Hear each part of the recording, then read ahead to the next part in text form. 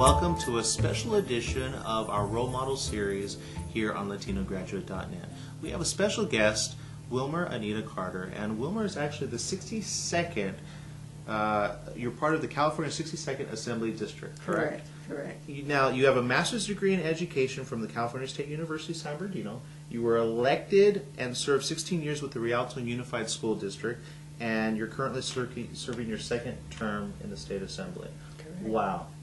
That's amazing, isn't it? That is amazing. First of all, I have to ask, first of all, your name. I mean, your name, we were talking off camera, and I know your middle name, but Wilmer, where did Wilmer come from? Well, Wilmer was given to me by my parents. Mm-hmm. I'm a Southerner. I was born in the Deep South in Mississippi, and we were farmers. I came from a whole family of farmers, both sides of my family.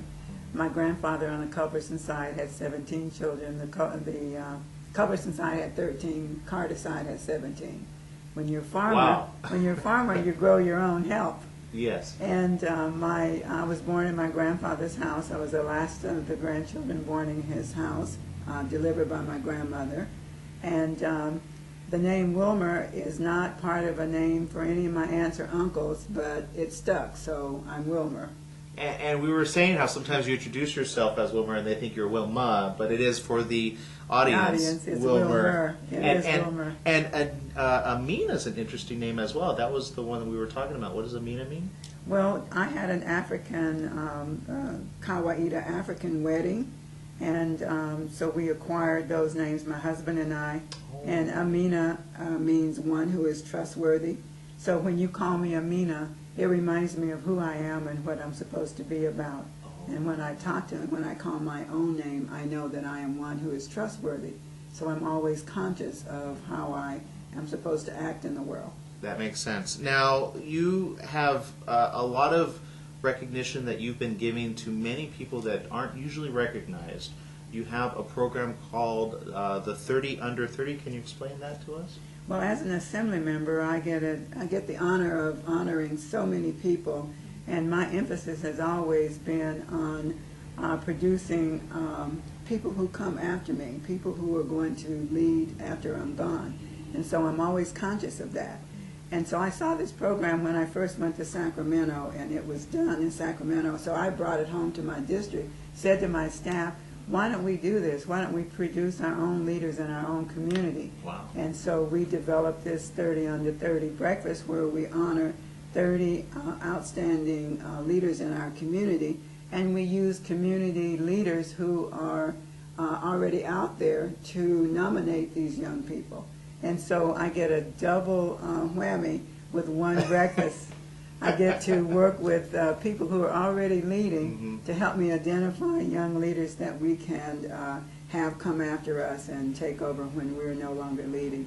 I mean, you have a great plaque. It looks beautiful. We saw that earlier.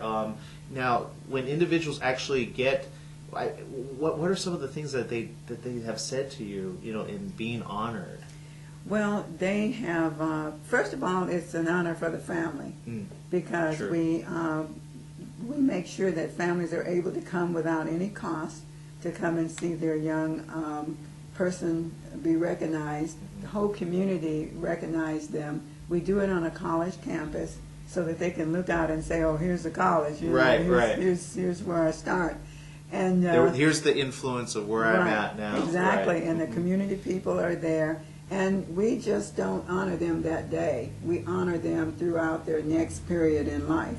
We make sure that they have resources from our office here and other offices. We invite them to come down and not only intern in our office, but we expose them to other internships, federal, state, so that they can go on, do what they need to do, take all the acclimates that they can, and then come back and give back to their community.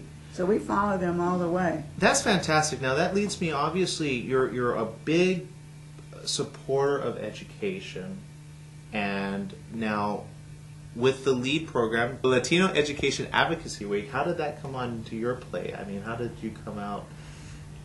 Well, it's a natural progression. When I found out about the one-day celebration, I immediately wanted to participate. And we talked about it as a staff, and we talked about the people who were putting the program on, and we thought, what an idea, all of the resources that they bring to that program, why can't we have it longer? And so I decided to introduce a resolution in the State Assembly to make the program a one-week program. And so that will be part of my legislative packet, and will be for the whole state of California, not just for our assembly district. So, I mean, this is history in the making, in that when people say this is the week of the Latino Education Advocacy Week, we have you to thank for that. Well, we have leaders, too, in our community who produced, the program that made this possible. I have my staff to thank for it. They did all the background research work. And so now the whole state of California will be participating in this, and not only will we have young leaders in the 62nd, but we'll have them all over the state of California. That's fantastic. Now, what would you say, for students that want to attend college, but perhaps have had either financial issues or perhaps even families that don't support that? They think, well, once you get out of high school, just go work and try to make it. What do you have to say?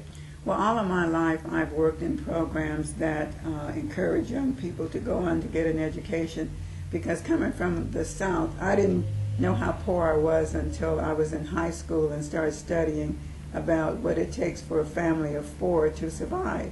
Because I grew up in a family that encouraged education as a way for an African American to succeed in this country. In the South, that was the way my grandfather taught us. If you want to make it in this country, being an African American, you have to get an education. That was our way out. And he said, if you get an education, you can do anything you want to in this country. Just make sure that that you use your education to serve people, because if you serve people, people will serve you. He taught me that from the time I was 3 years old. And so it was our way out, and I found that to be true in my life. And I have spent most of my life trying to encourage young people to do that, whether as a member of the school board, whether as a member of an organization where I wrote a grant to do school-to-work education, and it became a demonstration project nationally, and it was the forerunner of the school-to-work programs that you see in high schools right now. Because I'm forever, whether I see a young person walking up and down the street, whether it's in a program, whether it's in my church, whether it's a family member, right. If you see me, you'll see me go up to that young person and say, so what do you want to do for the rest of your life? And then I start talking about all the programs and all the things that they can get involved with in order to be the best person that they can be. Wow, so you do one at a time. One at a time, or 100 at a time. If I have to speak to 100, I'll speak to 100. If I have to speak to one, I'll speak to that one.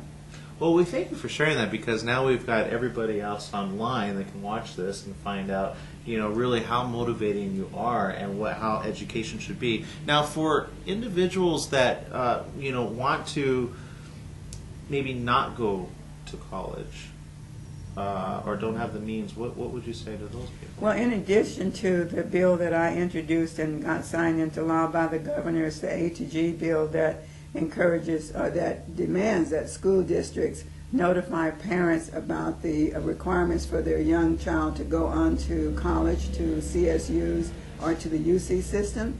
I also co-authored a bill with the Speaker Bass at the time, in order for them to, in the 9th grade, counselors have to talk to them about pathways to go into career technical education, okay, or into classes that will take them on to the universities. So in the 9th grade, they can choose their pathways, which way they want to go. And so that's now required in high schools. And I'm so excited about that, because not all young people want to go on to a 4-year college. They may want to go on to be something else. But we want them to be the best that they can be at whatever they want to do. So you encourage them, whether it be a technical school or a 4-year, that they choose something. And that they get the early on at 9th grade. And that they get the support and the financial support that they need in order to complete their training.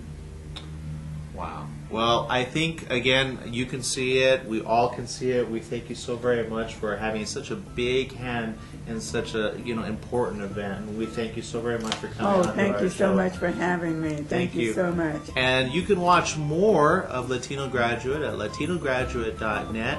Thank you so very much for tuning in. We appreciate your time.